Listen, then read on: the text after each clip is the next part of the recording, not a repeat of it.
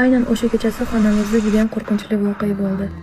2019-yilda universitetga kirdim va universitetim orqasidagi mahalladan kvartira topdim. Bu uyda bizning kunlarimiz g'alati boshlandi. O'z-o'zidan narsalarim qo'ygan joydan yo'qolib qolardi va qayerlardadir paydo bo'lib qolardi.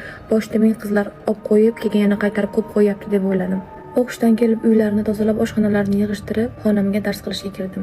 Dars qilaman deb sumkamdan daftar kitoblarimni chiqarib stol ustiga qo'yganim esimda, lekin hamma narsam turibdi, aynan kitobimni topolmadim. Sumkamni qayta qaradim, sumkamda yo'q. Kitoblarimni orasida ham yo'q va oshxonaga chiqdim. Oshxonani ham qaradim.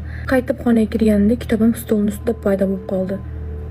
Avvaliga tushunmadim. Meni shunchalar ko'zim ko'rmi yoki uyqusayapmanmi, ko'rmadimmi deb o'zimni aybladim va dars qilishda davom etdim. Darslarimni qilib bo'lib uxlashga joyimga yotganimda oshxonadan g'alati ovoz keldi. Xuddiki idishni kimdir sindirgandek yugurib chiqdim oshxonaga va boshqa xonadagi qizlar ham yugurib chiqishdi. Qarasak, rostdan ham yerga idish tushib sinib ketgan. Bu holat meni уже qo'rqitishga boshladi, chunki bu uyda g'alati voqealar bo'layotgan edi. Va idishlarni, sinig'larni yig'ishtirib olib, yuvilmagan idishlarni yuvib joy-joyiga qo'ydim va xonamga kirib kalima qaytarib yotdim. Men bilan birga turuvchi bir qizning ustiga qop-qora pakana odam chiqib o'tirib olgan. U qiz hech narsa deya olmagan, o'rnidan tura olmagan, lekin u qora pakana odamni ko'rgan. Bilishimiz bo'yicha bizning kvartirada domovoy bo'lgan va domovoylar tozalikni yoqtiradi.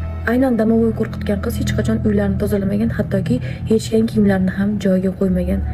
Bu holat domovoyni g'azablantirgan.